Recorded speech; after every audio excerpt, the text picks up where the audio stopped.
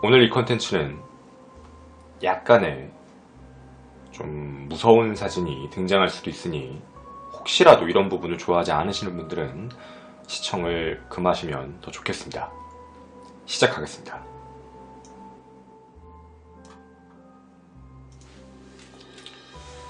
안녕하세요, 김원입니다. 안녕하세요. 네, 우리 중국 유튜브 구독자 여러분, 아프리카TV 시청자 여러분, 우리 수요 오컬트 스토리 두 번째 시간이 열렸습니다. 제가 뭔가 좀 기기하고 회귀하고 좀 뭔가 특이한 내용들로서 여러분과 함께 하겠다라는 그런 컨텐츠인데요. 이거는 조금 사족을 좀 붙이고 출발을 좀 할게요. 사실 초창기에 저희가 이 컨텐츠를 준비할 때 이게 좀 너무 이상한 내용이라서 이걸 방송을 해도 될까라는 생각이 원래는 좀 있었습니다. 너무 괴담틱한 게 아닌가 싶었던 내용이죠. 바로 어떤 거냐면 조금 사실 무서울 수 있습니다. 여러분도 아시는 바로 빨간 마스크에 관련된 이야기였거든요. 사실 뭐 여러분들도 빨간 마스크에 대한 괴담은 뭐 한국 사람이라면 웬만큼은 다 알고 계실 거라고 생각을 합니다. 뭐 나 빨간 마스크야 뭐 다 알고 있죠.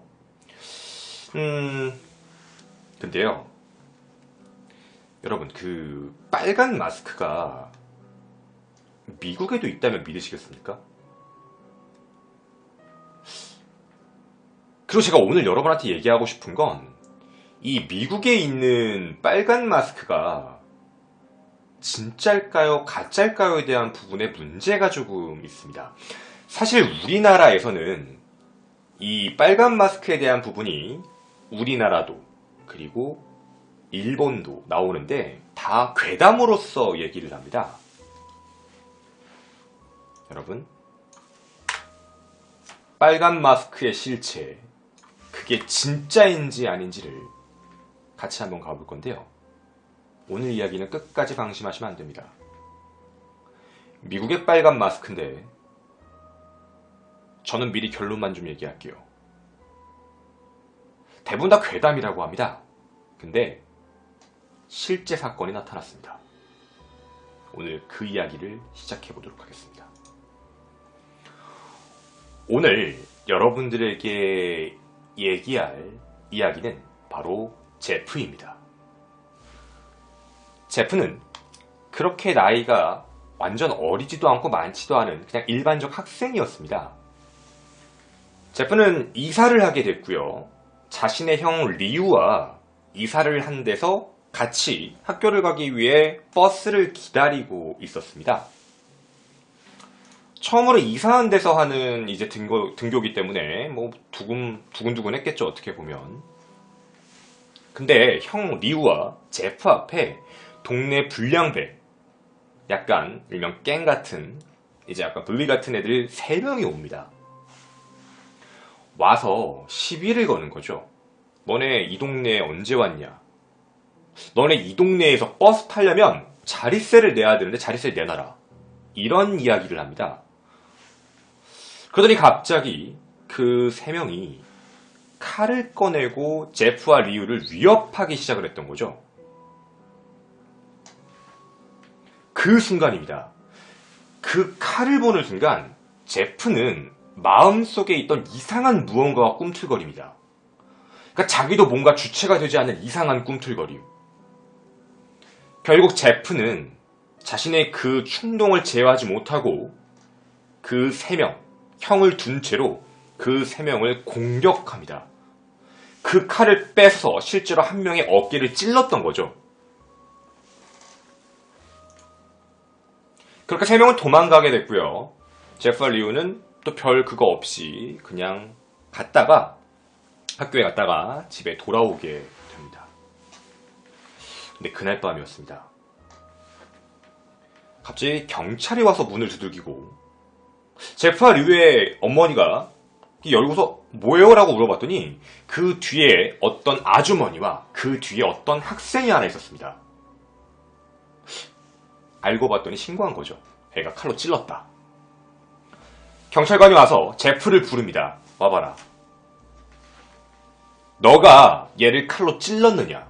이런 질문을 던집니다. 엄마는 놀래게 되고 그 상대방 엄마는 화가 나 있고 제프는 그걸 보자마자 얘기를 합니다. 너무 억울하다. 쟤네가 먼저 와서 우리에게 시비를 걸고 우리에게 칼을 보여줬다. 이렇게 얘기를 하는데 경찰관은 그 말을 믿지 않습니다. 왜냐하면 겉으로 봤을 때 제프는 다친 데가 하나도 없고요. 그냥 거기 있는 아이만 칼에 맞은 거니까.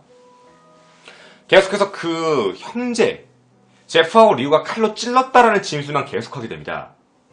결국 경찰관은 제프 말고 리우도 불러라 라고 얘기하고 리우를 부르고 리우가 2층 방에서 내려오는데 제프가 놀랍니다. 분명히 아까는 제프만 공격을 했거든요. 근데 리우가 온몸에 상처가 난 상태로 내려와요. 쩔룩이며. 그 제프가 이상한 소리를 합니다. 아니 왜 형이 다 다쳤지? 형이 다칠 이유가 없는데? 근데 그 형 리우는 제프의 눈빛을 피하고 경찰관에게 이런 얘기를 합니다. 그 3명의 소년을 공격한 건 나다. 나다. 제프는 죄가 없다. 그 제프에게 너 거짓말하지 마. 내가 그런 거잖아. 이렇게 얘기를 하게 되고 결국 경찰은 현행범으로서 리우를 체포하고 끌고 갑니다. 그리고 결국 소년원행을 하게 되죠. 집은 일순간 풍비박산이 납니다. 난리가 난 거죠. 풍비박산으로. 그 문제 때문에 제프는 부모님께도 미안하고 매일매일 자책감이 들기 시작합니다. 죄책감이죠. 자책하고 나 때문이다. 그때부터 제프는 집안에만 있게 됩니다. 쉽게 얘기하면 히키코모리가 된 거죠. 그렇게 매일매일 집에 앉아서 제프는 자기 형에 대한 생각, 미안한 생각, 어떻게 해야 될지 모르겠다는 생각, 여러 가지 생각을 하며 세상과 점점점 담을 쌓고 지내기 시작을 합니다. 그렇게 몇 달이 지나고 제프와 리우의 부모님은 이거 이대로 두면 좀 안 되겠다라는 생각이 좀 들어가지고 제프를 데리고 이웃집에 열리는 주말마다 파티가 미국엔 많이 있으니까 파티에 애를 데리고 갑니다. 제프는 거기서 되게 낯선 환경이니까 그냥 이렇게 아무렇지 않게 별로 적응도 안 되는 환경이라 가만히 구석에서 가만히 앉아 있는데 그 집안에서 일이 터집니다. 실제로 제프에게 칼을 찔렀던 3명이 그 이웃집에 놀러 옵니다. 제프는 순간 굳었죠. 거기 그 3명은 제프를 보자마자 너구나. 그리고 어른들에게 얘기를 합니다. 저희 제프랑 좀 놀다 올게요. 그리고 제프를 지하실로 데리고 갑니다. 그 지하실 안에서 제프를 공격하기 시작합니다. 밟고 때리고 그리고 한 명이 칼을 쥐어주고 그 어깨를 찔렸던 걔도 똑같이 제프의 어깨를 찌릅니다. 그렇게 제프는 소리를 지르고 난리가 나기 시작한 거죠. 제프는 밟히기 시작하고 피투성이가 된 채로 도망을 치려고 하는데 또 잡혀서 폭행을 당합니다. 지하실에서 올라오는 계단에서 밟히고 있던 거죠. 계속해서 구타를 당하고 있던 겁니다. 근데 그 순간 또다시 제프의 몸속에서 무언가 이상한 무언가가 또 올라옵니다. 그 올라온 순간 제프는 완전히 달라진 사람처럼 일어나서 그 중에 어깨를 찔렀던 한 명을 붙잡고 걔만 때립니다. 한 명을 죽을 때까지 때립니다. 그리고 수건 거리 아시죠? 수건 걸어놓는 쇠 같은 거, 그걸로 나머지 2명을 목 졸라 살해합니다.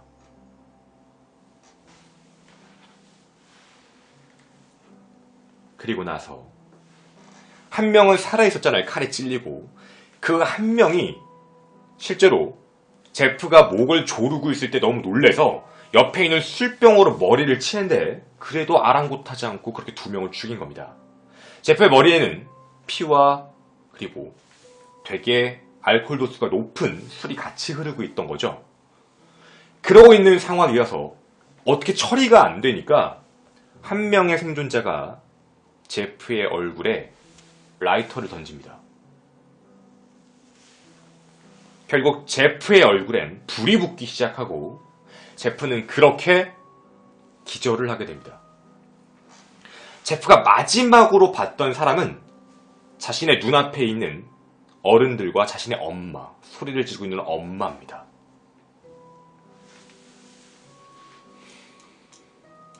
그렇게 제프는 병원으로 후송됐고 그 이후 꽤나 많은 시간이 흐릅니다. 그리고 그 시간 사이에 형이었던 리우는 주변 목격자들의 진술이 나와서 소년에서 풀려나게 되고요. 그리고 제프는 얼마 안 있다 눈을 뜨게 됩니다. 바로 눈 뜬 곳은 병원이었죠. 얼굴은 붕대를 층층 감은 상태였습니다. 그리고 또 깨어났으니까 부모는 당연히 안도의 눈물을 흘리고 있었습니다. 그리고 정말 다행이죠. 죽지 않았으니까. 그리고 얼마 안 지나서 붕대를 풀렀습니다. 모두 긴장한 상태고 어떻게 될지 모르니까 붕대를 풀으니 엄마는 비명을 질렀습니다. 제프는 뭔가 이상하다는 느낌에 화장실로 가서 얼굴을 봤는데 사람의 모습이 아니었습니다.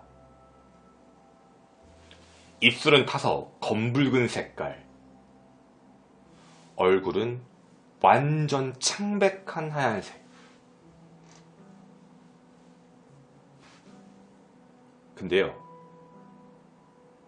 제프는 거울을 보고 웃고 있었습니다.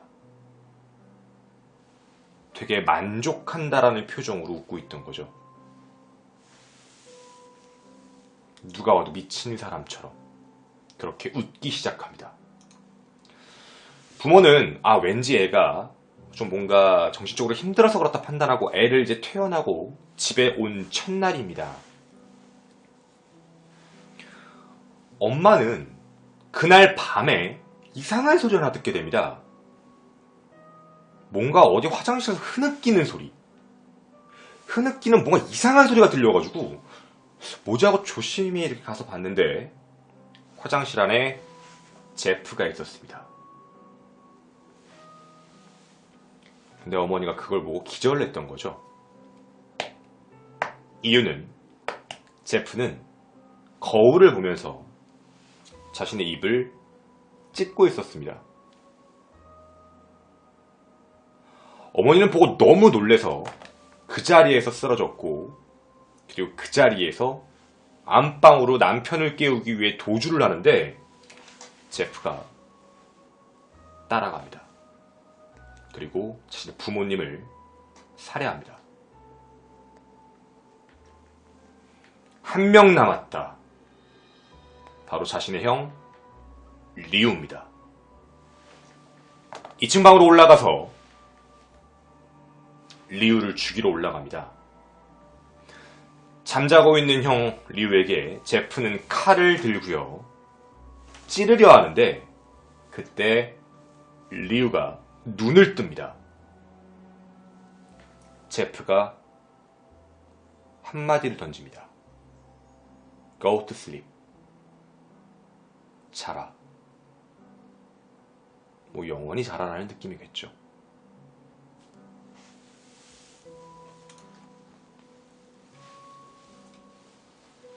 사진을 한 장 공개해드리도록 하겠습니다. 난 너무 무서워요 하시면 안 보시는 걸 추천드리겠습니다. 바로 이 사진입니다.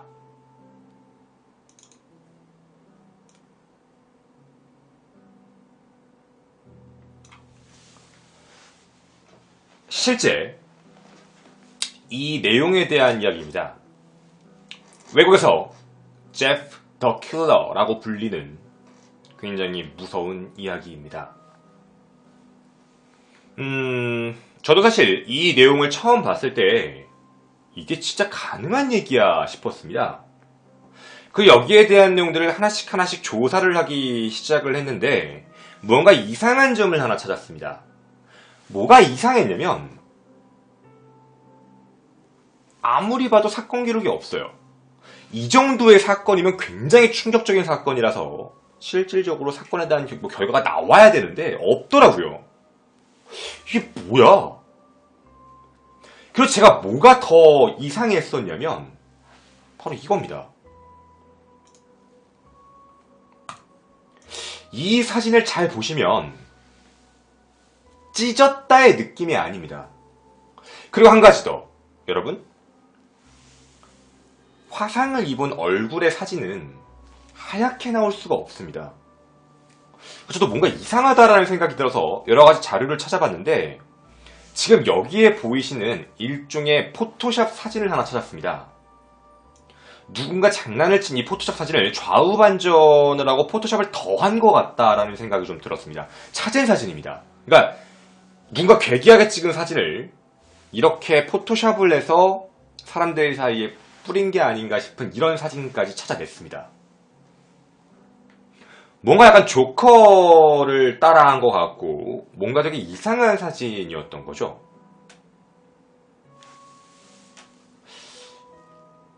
그리고 결국엔 찾았습니다. 이게 2008년에요. 2008년에 이제 킬러 제프라는 사람이 뉴그라운드라는 이제 그 괴담처럼 약간 소설처럼 올린 내용이었습니다. 쉽게 얘기하면 미국의 빨간 마스크라고 생각하시면 됩니다. 미국의 빨간 마스크. 실제로 존재하지 않는. 근데 이게 문제가 생겼습니다. 그냥 일종의 그냥 괴담처럼 만든 내용일 뿐인데 가짜의 내용인 거죠. 괴담이니까. 근데 사람들이 이 내용을 가지고 미친 듯이 확대 생산을 하기 시작합니다. 딱 아까 go to sleep 이란 말처럼 뭔가 이런저런 내용들을 만들어내고요. 지금부터 영상 하나를 보여드리겠습니다.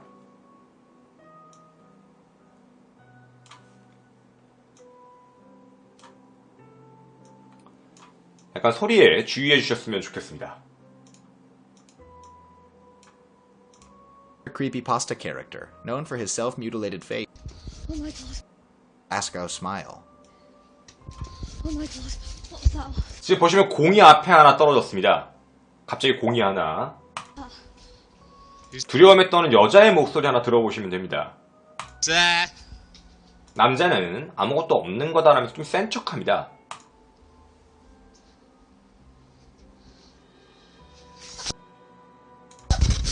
그 순간 눈앞에 무언가 나타나게 됐고요. 다시 보여드리겠습니다. When Jeff was young, 지금 보신 이런 영상처럼요. 뭔가 굉장히 크리스피한 이런 내용들이 하나씩 나오기 시작을 합니다. 저도 찾아봤습니다. 이게 진짜인지 아닌지를 모르니까. 근데 대부분 이런 게 다 창작물입니다. 일부러 만든 겁니다. 그러니까 우리나라의 빨간 마스크처럼.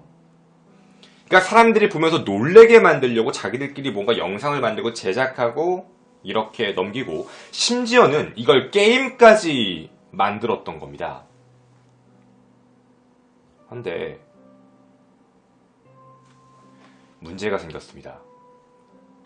제가 오늘 이 오컬트 스토리에서 괴담 이야기를 해드리는 이유가 뭐냐면 여러분 괴담이 진짜 무서운 이유가 있습니다. 이 괴담이 실제가 됐습니다.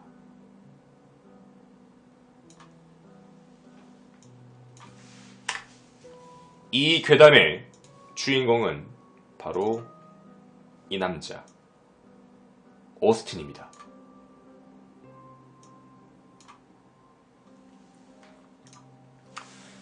당시 19세였던 오스틴 2016년이었습니다. 오스틴은 플라크카라는 약물을 복용합니다. 근데 이 약물이 중국산 마약 좀비입니다. 좀비 마약. 아시죠? 좀비 마약이라고 부르는 거. 한번 예전에 했던 컨텐츠인데 여러분 이 컨텐츠는 좀 섞을 겁니다. 기억 잘 하셔야 됩니다. 그 마약을 복용을 한 상태였습니다. 팜비치에서 20마일 떨어진 해안마을 테케스타에 있는 되게 부자 땅이었습니다. 여기에 살았던 부부 바로 이분들입니다. 존과 미셸 뮤시콘이라는 두 이제 부부신데 여기 집에 있었던 존과 미셸을 여기 있는 오스틴이 칼로 찔러버립니다. 아무 이유 없이요. 결국에 이웃이었던 이제 제프 피셔라는 사람이 911을 불러요. 왜냐면 도와주려고, 옆에서 비명소리가 나서 도와주려고 가서 이렇게 잡으려고 했는데 얘가 칼로 찌른 겁니다. 그러니까 이웃집 남자도 또 찌른 거예요. 찔러서 어쩔 수 없이 그냥 911에 먼저 신고하고 경찰에 신고를 했던 거죠. 그렇게 경찰이 왔고 경찰도 체포를 할 수 있는 상황이 아니어서 경찰견이 물고서야 체포가 됩니다. 근데 이때 당시에 만났을 때 굉장히 끔찍한 일이 있었어요. 제프하고 경찰관이 같이 도착했을 때 오스틴은 남편 존의 얼굴을 뜯고 있었습니다. 얼굴을 먹고 있었던 거죠. 인육살인입니다. 결국 이 부부는 현장에서 사망을 하게 됐고요. 실제 사건입니다. 조사를 실제로 해본 여러 가지 결과들이 뜨기 시작을 합니다. 여러분이 보시는 실제 사건 현장이기도 합니다. 집 차고에서 발생된 사건이고요. 사건 현장입니다.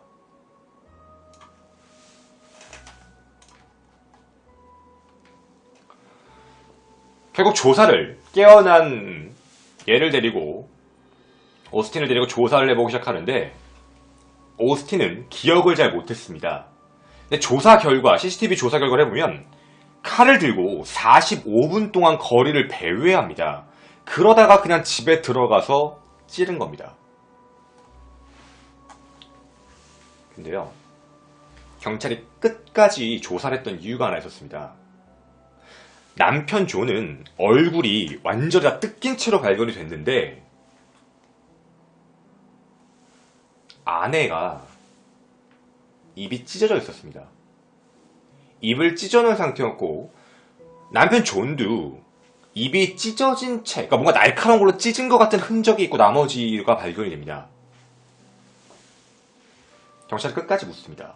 왜 칼로 찢었느냐? 자기도 모른다. 잘 모르겠다. 마약을 했기 때문에. 이렇게 해서 계속 얘기하긴 하지만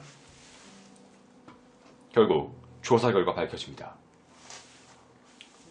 오스틴은 제프 더 킬러의 열렬한 팬입니다. 잠재의식에 이 영상에 오컬트적인 게 머릿속에 들어가 있다가 그걸 그대로 마약을 하고 표현해버린 겁니다. 표출이 그냥 돼버린 거죠.